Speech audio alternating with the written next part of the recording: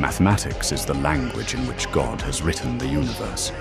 Without it, one wanders about in a dark labyrinth. With it, every star becomes a word, every curve a sentence, and every law of nature a paragraph in a grand, infinite book. Hello, everybody. Welcome back to the podcast. Today, we have a very special guest. Hari Sundram is a founder, entrepreneur, and former doctor based in the greater Boston area who has founded a company named Verikai and has recently founded a new company called Rightwise. As a doctor, he saw the injustices in the American healthcare system and has pivoted his career in the last 10 years to focus on minimizing risk for insurance companies using machine learning models. I'll let him introduce himself to you guys. Hello, I'm Hari Sundram. I feel like Wes did a really good job of the introduction, to be totally honest. Used to be a physician way back in the day. Became an entrepreneur almost immediately. Practiced for some period of time, but I've always been kind of obsessed with one sort of conceptual thought process, which is that any market that's fundamentally fraudulent ends up suffering from a need to squeeze that fraud out if you start becoming more effective in pricing, right? So pricing becomes competitive, and anybody who's got fraud has just too high a price, so you have to squeeze that price out. So that's sort of been the driving motivation for me for the last 10 some odd years, as Wes sort of pointed out. And the easiest way to go ahead and squeeze out an inefficiency is efficiently modeling a better outcome, right? So here we are. So, to our podcast, By the Numbers, what we talk about is we talk about math in the real world and how math can apply, and to show kids that it's really not that boring. So, just to start off the conversation, let's talk about your upbringing, like your journey into mathematics. How did you start, and how did you kind of fall in love with it? Yeah, that's a great question. So I started my math journey is actually sort of familial. Like my mother, not a lot of kids may know this from a career perspective. My mother was an actuary.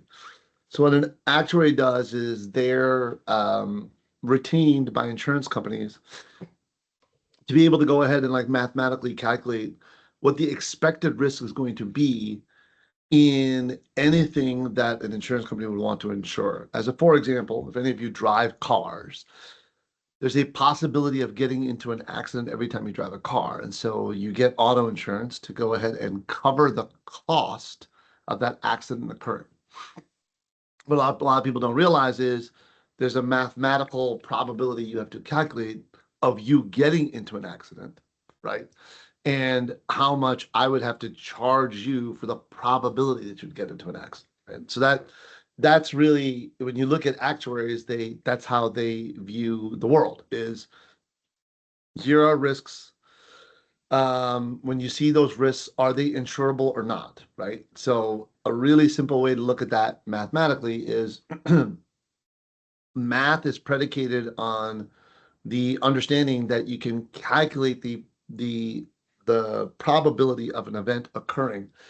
And that probability of an event occurring is 100% if I could voluntarily choose to do that event, right? So I wouldn't go ahead and give auto insurance to a person who tells me that they're going to crash their car. That wouldn't make a lot of Obviously, yeah. sense, obviously, right? So not a lot of math. There's not a lot of math you got to do there. That's just called stupidity. But at the end of the day, you as an insurer wouldn't insure that, obviously.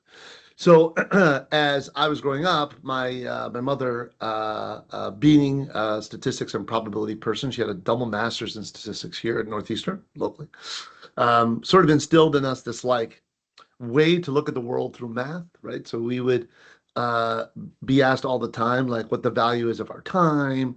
Why are we spending so much time trying to calculate something when there are shorter ways and easier ways? How to look at math as a way for us to understand our decision making, which I think is very different way to look at math, actually. We as a family didn't grow up looking at math as numbers. We looked at math as a way to make decisions. And I think that's where my love of math sort of came from, is because I didn't look at math as 2 + 2 = 4.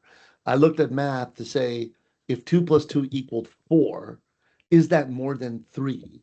And is 3 the cost of something I'm buying, right? And so when you start looking at math from the perspective of how it can influence your decisions, you start to realize very quickly that the ability to understand, know, and become extremely knowledgeable in math gives you a massive advantage over most everybody else in most every situation. So and that as a thought process always stuck with me, right? And that's sort of where my love of math came. Is my love of math was not about math. My love of math was about understanding how math influenced behavior.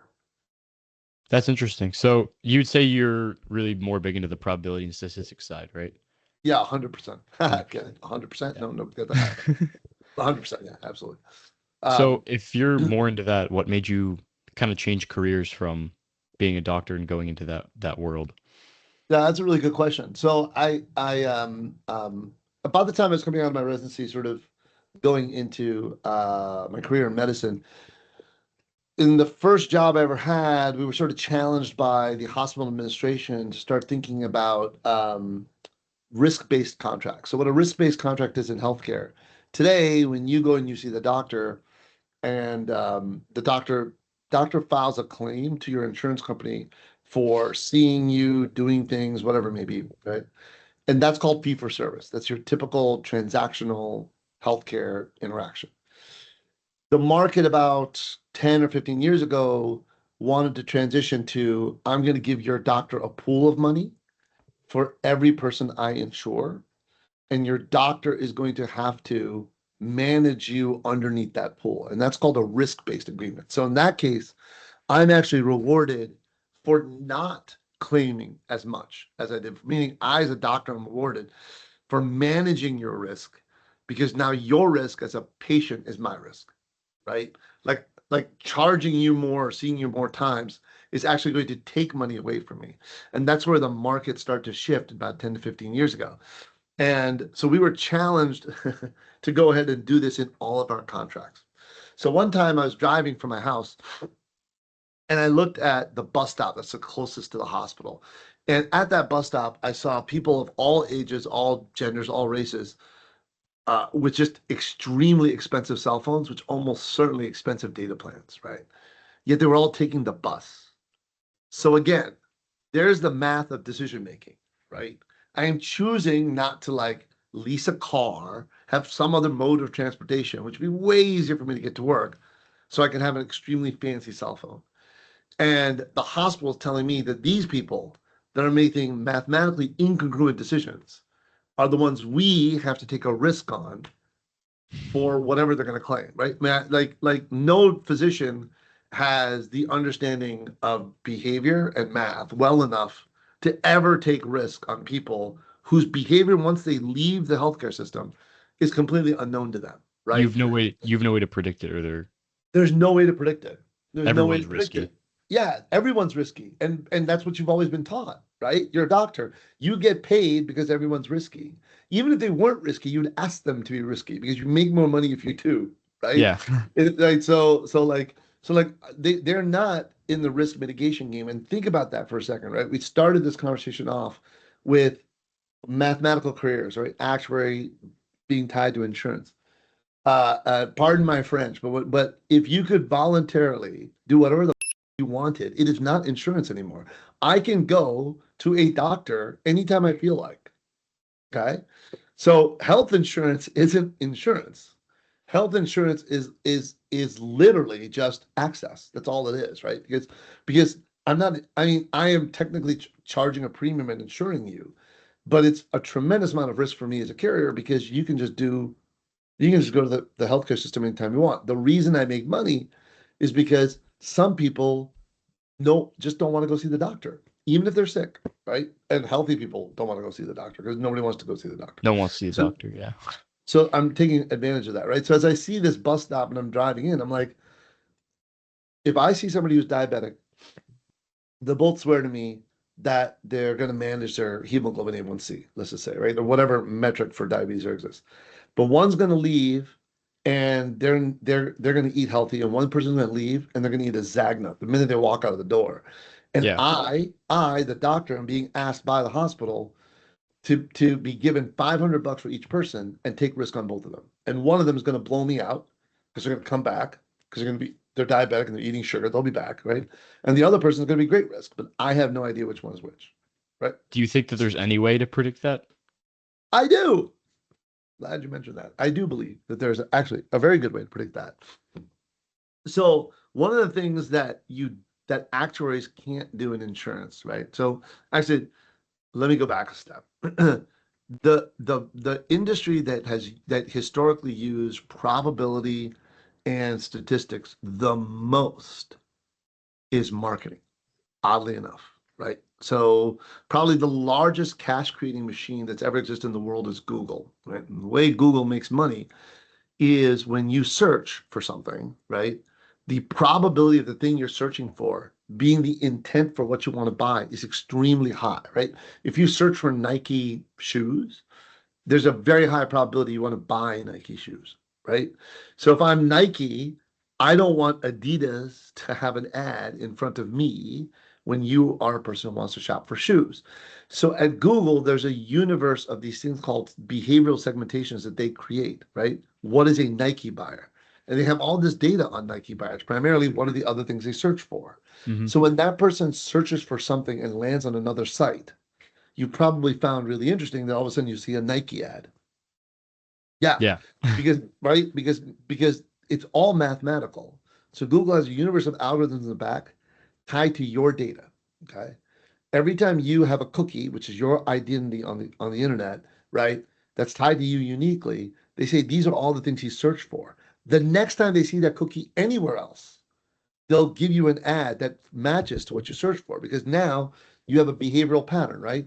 I search for shoes, like shirts, I'm into anime, whatever it is. All that stuff is now indexed to your online identity, right? And so it now follows you any other place you would go. And what the algorithms that Google do is they go probability of this ID being Wes, 98%, probability that he's into shoes based on previous search behavior, 92%, right? Anytime that ID cookie shows up any other site, they go, boom, show them something for shoes, right? So marketing's ability to apply math, probability, statistics to data was so far ahead of every other industry, But right? that all started with search engine optimization, right? Correct. That all started with SEO. That's right. That all started with SEO, right? So that SEO allows marketing companies to create segments. Those segments are a universe of behavioral variables that when they cluster together define a type of person, right? So for example, people who eat at McDonald's very, very, very rarely also shop at Whole Foods. Very rarely. They end up being in two completely different segments. So if I came to one of those two people and I had to do a probabilistic analysis of you shopping at Whole Foods, and Whole Mm-hmm. Foods paid me money and said, I want you to tell me who's most likely to do X versus Y, a cluster that has a person who also shops at Bed Bath Beyond has a high probabilistic correlation to that. And somebody who eats at McDonald's 3 times a week does not, right? Obviously, yeah. So obviously, so I'm not only going to target this person over this person, I'm going to pay more to do it, right? Because I know that the yield's higher. So that stuff is now so bid up and so sophisticated and so mathematically driven, built on a bunch of reverse auctions. It's unbelievably sophisticated in marketing. If I took that behavioral data about you and I applied it to anything else, it is far from sophisticated, right? So let me put it a different way. If you're 45 years old and a Whole Food shopper, are you more likely to claim in healthcare or less than a 45-year-old person who eats at McDonald's 4 times a week? More likely. I'm sorry, less likely to claim. Less 100%, likely, right? right? Yeah. Less likely, right? Guess what? Your health insurance premium is the same. Doesn't matter which one you That are. doesn't make any sense. Yeah. That doesn't make any sense. I'm Is glad that you is that brought where that you up. step in? That's where we step in. That's right. That doesn't make any sense. You are correct. That doesn't make any sense. So one of the mathematical constraints of being an actuary, right? Which is why there's two in my colloquially in my family we used to say there are two types of actuaries: rich actuaries and comfortable actuaries. Okay, right? Comfortable actuaries are actuaries who design mathematical models to go ahead and tell you what the probability is of loss. Rich actuaries are Tell you the actuaries probability of wins. 100%. That's right. That's right. And that's the difference. That's the difference. In insurance, you win based on product and rate. And in insurance, you lose based on pricing and risk, right? And that's been true. Like if you want to call it sexy or not, the second wealthiest person in the world is completely built his fortune on insurance and Warren Buffett. That's all he does. That is his primary business, right? Because once you figure out profit versus risk in insurance, once you know the math, right, it becomes not only really easy, just a ton of fun. Because you understand that like nobody else understands the value of math and behavior. They just understand the value of math, right? But that's the thing, right? That's the thing about math that's so amazing. The thing about math that's amazing to me, what makes me so passionate about it, is that people look at it very binary. Haha, right? Not meant to be funny, but very binary. They look at like ones and zeros, ones and twos. Yeah. But if I told you that the two, right, was more profitable than the one, or the one, right, is less risky than the zero, now all of a sudden you look at math and realize the value that it creates in your daily life operationally, right? Across the board. Across the board, right? Economics is a perfect example, but across the board. So to index back, when you're an actuary, you are, and you're thinking only about risk. When you think about risk and you create a model, right? You are almost forced, when you're thinking about it from a risk perspective, to minimize the number of independent variables, not maximize them, right? If I'm going to go ahead and create a model to define risk, the variables that are represented have to be represented in everybody that could fit that risk, right? They all have to have an age, a gender, a geography. If it's auto insurance, a driving record. If it's home insurance, they have to have a home, right? They all have to have a specific subset of very broad-based variables. And one of the things I can tell you about probability and statistics is when you design models like that, you can't lose, because at that point it's literally the basic probabilistic math, right? But you can't win either. Not big anyway, right? So an example that might be relevant to kids, right? Or kids your age are on this call, is the premium you charge in auto insurance for a first-time driver is 3 times, right, at the age of 16 or 17 than it is when you turn 25. Do you know why? Because teens have more accidents than regular drivers. Yeah. And that term for that in insurance is experience. There's a mathematical weight to your experience. So people between the ages of 16 and 19 have historically had a lot more accidents. If you get all A's in high school when you're 16, what do you think the probability is of you having an accident versus a typical 16-year-old? Lower than a typical 16-year-old. 82% lower. Okay. That kid is insanely profitable because I, as an auto insurer, have to charge that kid the same rate I would charge any other kid. And you're right? just cleaning up on him because he never Correct. cashes in his claim. Correct. In insurance, you want to win in insurance, you don't pay claims. That's how you win. There you So go. you're looking for people that are going to pay for full premiums, but that don't need to pay for full premiums. So you're looking for arbitrage. So you're going to underrate the guy that shops at Whole Foods, not the guy that shops at McDonald's. You're going to underrate the kid with straight A's and not the kid flunking That's his right. classes. And that's right. And here's the thing in math, okay? And here's what I want people to really understand about math, modeling, and life. Okay, best way to put it. I don't even have to underwrite one and not underwrite the other. I give you different prices, and I let you choose. Right. The best model of this, and really where this all kicked in for me, is my mother has like one real claim to fame in her life. She published an internal work paper called Credit and Auto Insurance. Are we missing the boat? Okay. And her whole theory was that credit is highly correlated to behavior, and that what you should do is embed credit into geo rates to be able to write auto insurance much more competitively, right? With more discrimination. And of course, most every auto carrier completely ignored it, except for one, this small auto insurer out of Ohio called Progressive. Okay. At the time, Progressive was not a very big auto insurer, right? This late 80s, early 90s. Then they took that paper and a variety of other things they've been working on internally, and they decided to go ahead and create something called the Name Your Own Price tool. Mash it up perfectly with the time the internet came out. And what they realized really quickly is they could embed credit into the rate. The minute they embedded credit as a behavioral variable into the rate, instead of underwriting only those people with good credit, you know what they did? They offered their rate when you had good credit and let you compare it to everybody else's rate that didn't know what your credit score was. So you chose, right? Like they didn't even have to argue. You arbed yourself.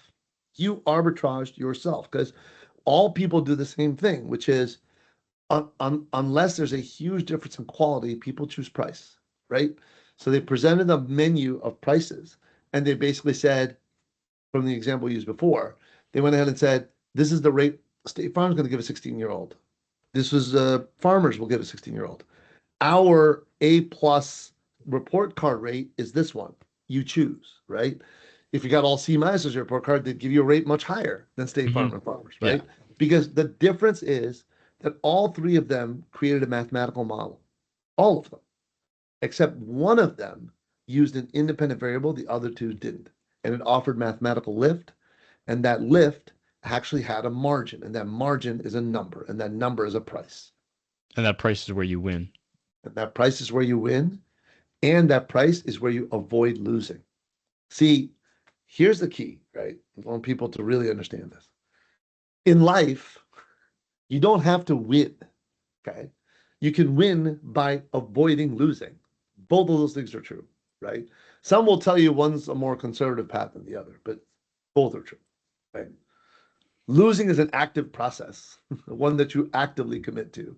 So I would tell you, like, if you really get to learn math, you can avoid losing at the very worst. So what we've heard is that you're using math to underwrite people you've never met before. There's Yes, that's pretty accurate. Yeah, that's pretty accurate. There's this buzz going around about companies like Palantir and Peter Thiel using data and people's web histories and stuff like that to predict things about them and to know things about the state of anyone in a particular state, city, town, or country without even having met them. Do you think that you can use math to predict humans down to a T like that? Yes, Do you 100%. think? Yeah. Yeah, 100%.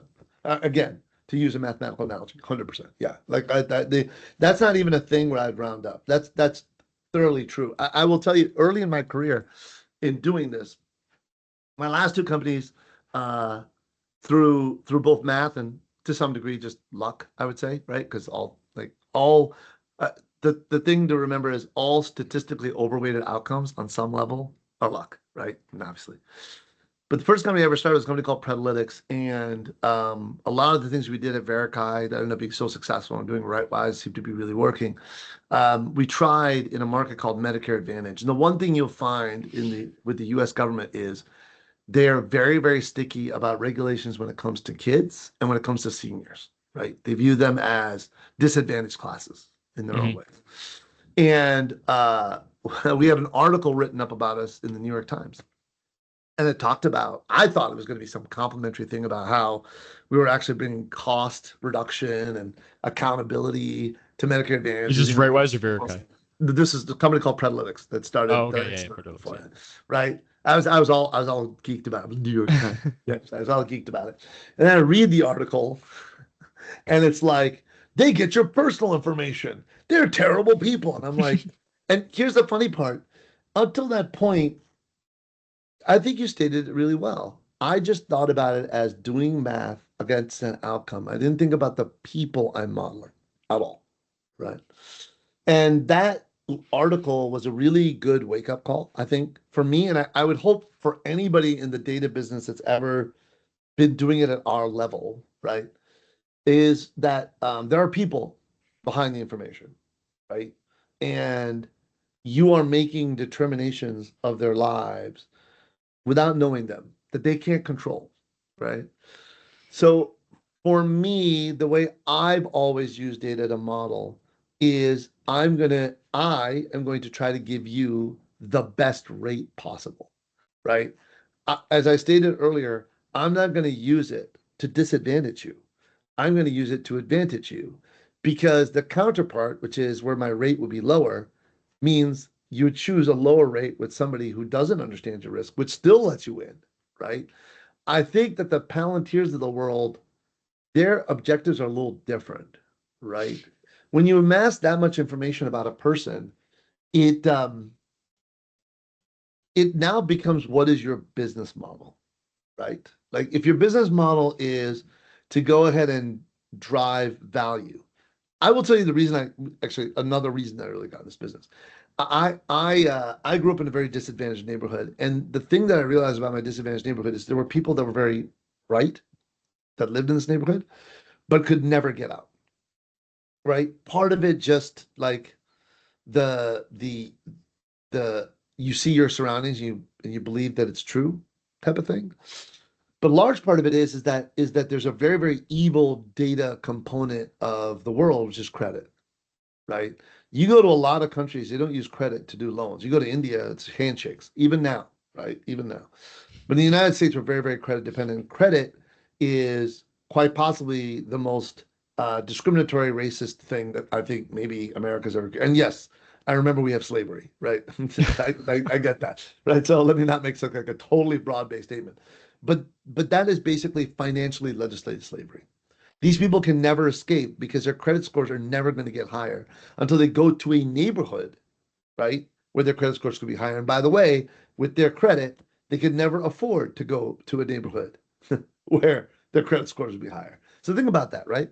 It's a cycle that feeds upon itself, right? It completely feeds upon itself. So I look at it and I say to myself, like, how can I get a person with a 450 credit score the insurance rate of somebody with a 620 credit score? Because their behavior is great, but their credit score limits their ability to be able to go ahead and get access to things that are more beneficial, which they deserve, right? Just by who they are behaviorally. And so um, I know Alex at Palantir, right? I'd love to tell you he's a great guy. He's just a weird guy, really, like a lot of people in my business. Um, and I would love to tell you that his motives are above board, but I doubt it, right? Peter's motives aren't above board either, right? Like they believe that the ability to take data and model it to individual behavior allows you to control that individual behavior for their version of what they believe is societal good. I believe that leveraging data and modeling it is to make the society that we have now better. That is a different thinking, right? That's So all. you would argue that metrics like credit score and stuff like that aren't actually rooted in mathematical truth? Absolutely not. Absolutely not. Absolutely not. Like, no, not even remotely. Not even remotely. Okay. Right. Like, so 50 years ago, maybe roughly, I know, like in the dawn before time when people use the Dewey Decimal System and other weird stuff like that, like Unk time, right? Maybe that's what people call it, right? Uh, uh, the federal government actually sort of legislated this concept called redlining, right? And so what redlining was an effect to go. It was a systemic process to go ahead and redraw district lines, right? Where by putting in this red line, the banks would know where to charge a differential interest rate. And Mhm. as you can probably imagine, right? Like if you were on this side of the red line, you're probably more likely to be black. If you're on this side of the red line, you're more likely to be white. Okay.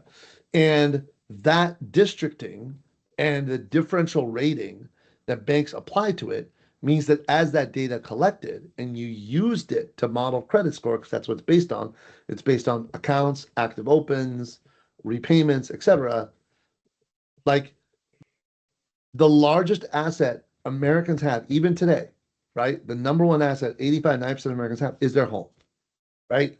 So if I districted your home, right, to be on two sides of the same block, right, to have different rates based on the color of your skin, guess what? Your credit score on this side will be lower, even though the two of you have the same job, go to the same place of work, same number of kids, same schools, doesn't matter, right?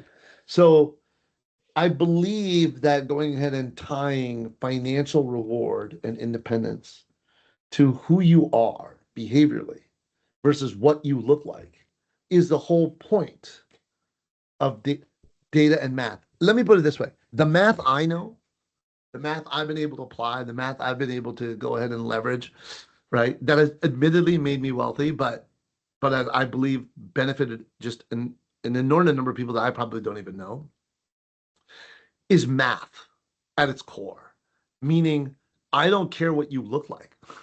I don't care what your political affiliations are. I don't care what you believe, right? The math is the math, right? My family, I'm very fond. My youngest son said once when somebody asked like, "What do you think your dad will say?" Like the last thing he'll say when he's dying, he went in and said, "Take Oklahoma plus the points." And it's like a running joke in my family because the other thing I love to model is sports gambling. But I love to do it not because I'm interested in gambling in any way, shape, or form. It's because it's the to me the purest form of math, right? The math itself dictates the outcome, right? And ultimately, all I'm trying to do is get more of of the components of behavior that will tell me what good behavior is versus bad behavior, right? And apply it mathematically to an outcome. And I recognize that there's that same universe of data is used by others to not do that. Yeah. And like it's you giving me data as a social contract. It's completely up to me what I'm willing to do with that social contract, in my personal opinion, right? So like, yeah, I'm not psyched about the shit Palantir is doing at all. I'm certainly not psyched about the shit that Peter's doing. I don't think any of it's I don't think it's up to any one man to make the determination for society of what society is going to be. I think society determines who it's going to be by its collective action. But if he has the mathematical data to model that collective action, what's there to what's there to stop him, honestly? That's a great question, man. When I started Veracode, only 2% of the small group healthcare market was self-insured or level funded when I started, right? And premiums in that small group market had increased in the self-insured side of the business 20% year over year for 9 years. Last year, the number of small businesses that were self-insured in healthcare reached a record high of 32%. Okay. Like of the 32%, 80% used the Verify score to become self-insured. Those groups' premiums were flat for the first time in the history of the United States. Okay. So my fundamental point in what I'm saying, and everything that we do, is there are going to be soldiers on the other side. We're going to leverage data to protect society as well. I would tell you, sadly, that it won't be the government. That's the problem, right? But I'm also here to tell you that, like, you can use math, modeling, data, behavioral information, and do good and make money. Like, those things are all possible. They're all possible, right? It's like, it's just, I'm sure it seems daunting to the kids of this generation that are that honestly probably just distrust us and probably have every right to, actually, in a lot of ways. But it is also this generation, your generation, that has the ability to process information, all kinds of information, at a rate that I could never dream of. Right? So guess what? It's not up to me to solve this problem. It's up to you to solve this problem. You guys have all the tools, right? It's just you have to commit to learning the math and commit to understanding the data, right? That's it. So you got to be as passionate about protecting society as those guys are about destroying it. That's the only way it works. So there was this in the 1800s. There was this guy, a British mathematician, who posed the theory. He didn't have the skills or the data or the things we have today to be able to make this to prove this, but he posed the theory that everything was predictable, right? And that every human step, every human action, um, the weather, right? What people are gonna do when they wake up, what people are gonna do when they go to sleep, right? When people are gonna pass, when people are gonna be born. He thought every single aspect of your life was predictable using mathematics, and that whoever was the first person to like truly realize how to harness that power of probability and statistics and figure out how to predict everything was going to like change the world, or for better or for worse change the world. And so do you think that we're that if that future is possible, right, that everything could be predictable, which from what I've heard sounds like you think it is, do you think we're close to that? And if yeah, do you think that we're close to that? We're probably about 5 to 10 years, maybe in that So you, range. you think in about 5 to 10 years we will have the tools to be able to predict anything, anywhere, anytime, using math? Yeah. Yeah, we won't execute it. We won't execute it for another 15 to 20, but yeah, we'll have the tools to do it. Like, it's really funny, right? When you look at when I started Bearkai, uh they called what we did AI underwriting. This was 2019, This is right? before AI even really broke out Before and the AI even yeah. really broke out or existed or whatever. And the thing that I can tell you about artificial intelligence, the reason that this is 1.0, really, at the end of the day, is to be able to go ahead for artificial intelligence to really be able to execute from a vision perspective, it needs sort of three things, right? Number one, it needs a massive trove of data. Number two, it needs to be able to normalize that information very rapidly. But number three, and this is the thing that 1.0 is really missing, is it needs a predicted outcome with an extremely tight feedback loop, right? That part is the part that's hard. But when AI figures that out, humanity's in trouble for sure, right? Because the we are think about all the things that we've talked about, right? On this far-ranging podcast. So thank you again for having me on. But a lot of it centers around the same thing, right? Which is the the mathematical value of behavioral decisions. And the one thing that autonomous systems don't have is behavioral decisions. Right? I mean, for Yeah, them, they can't predict everything's human behavior. no, they can't predict human behavior. And humanity, right? A lot of the AI thinkers believe that's protective. And I feel the exact opposite. I think the fact that it can't predict human behavior today, right, is the reason you can kind of control it. But the minute you start leveraging AI to be able to go ahead and do exactly what British mathematicians feared would happen, then all of a sudden these decisions become unbiased. Do you know what ChatGPT's IQ is? I didn't Latest know version. ChatGPT had an IQ. It does. Yeah, yeah, yeah. You can actually IQ test Claude and everything else.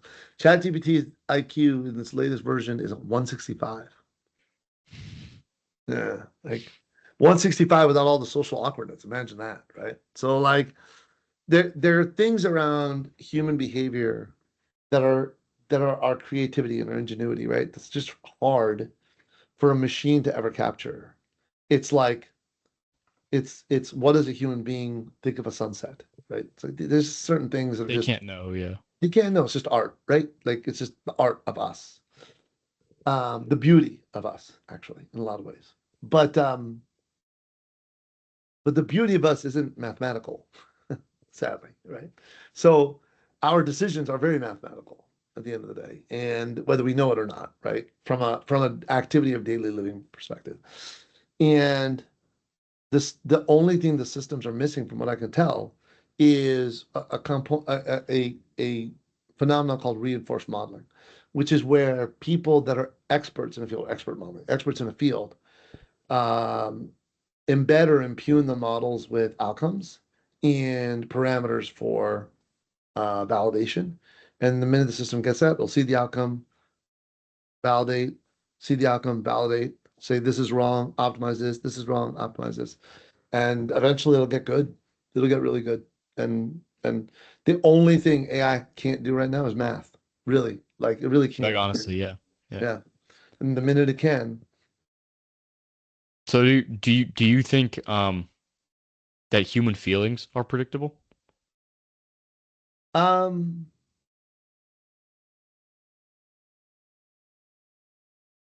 that's a that's a great question. That's a really good question. Um, always hard to predict what a person's thinking who doesn't talk, I guess, at some level. But uh, I don't think human feelings are predictable, but how human beings will let those feelings affect outcomes, I believe is. So I don't think it's, I don't, right? Like human beings on some level are a mystery, obviously, right? But when I was in college, we used to have a couple of my friends who were math majors, right?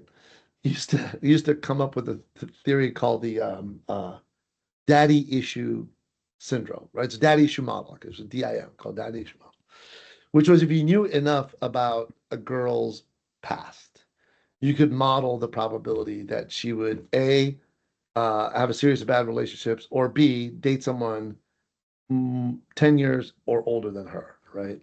And like they just started goofing around with it and they decided like, okay, we'll just do like short surveys and stuff. It was crazy how accurate the thing was. It was nuts. Like they could know like just how like bad future decisions for some woman was going to be. And I was just like, well, it took a little bit of the mystery out of it, but I thought about it and I was like, how human beings feel is a composite of what their experiences are that they've gone through, right? And then how they react to situations that either reinforce what they've gone through before or are new to them, right, on some level. So, do I believe that human feelings are predictable? Not sure, but I am pretty sure that the outcomes from those feelings are. That's interesting. All right, so I just have one more question that we can get out of here. If you were to, I love this. Feel free to ask as many as you want, but I like talking about myself, so I'll yeah, take track. if you, let's say Yeah, we took you really? You back, responded very quickly to that, but okay. let's say we take you back 20-ish years and let's put you back as a grad student or like a high school student. If you knew what you knew now, what would you, what would you've done differently? Or we can say it like this: how would you change your research Mm, if you would? yeah. Um, Back then, I will tell you, I've always been great at math, but what is a career in math is not something I was very well versed in, right? So I grew up in a very Indian household. And when you grow up in an Indian household, you're usually one of two things, right? You're either a doctor or an engineer. And you kind of have to choose, right, which one you're going to be. Otherwise, your parents aren't proud of you, really, at the end of the day. It doesn't matter how many companies I sell. My dad still asks me, like, do you have your license? But I just I never knew there was a path in math that didn't involve engineering. So I knew I didn't want to do engineering, really, right? It just didn't. I didn't really understand what computer engineering was, and I just wasn't that interested in like mechanical or any of those other things.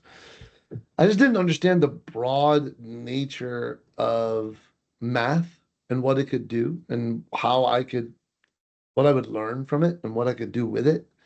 And I also think if I go back to talk to my younger self, I would have done, I wouldn't have cared like having to know what the career path is. I'd have just said, oh, I love math, so I'm just going to do math because I love it. Right. And if I have any piece of advice for anybody, it's that like I tend to believe that the vast majority of human misery sort of falls into two buckets. I believe one, which is you either you either do things for other people or feel you have to live up to the expectations of other people. And neither of those things are true, right? Neither of those things are true.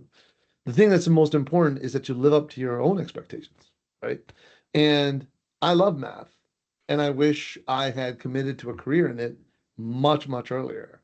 Because as my kids ask me all the time, right? And like one of my kids went and said, like, because you'd be richer. And I'm like, no, because I would be happier earlier in my life. That's really all it really comes down to.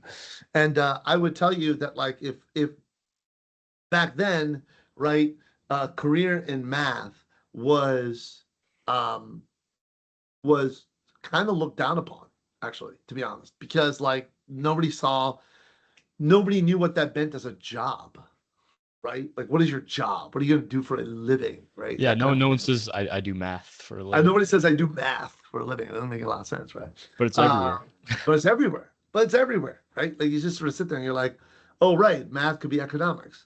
Math could be finance. Math could be physics. Math could be modeling. Math could be so many things, right? It's just so many things.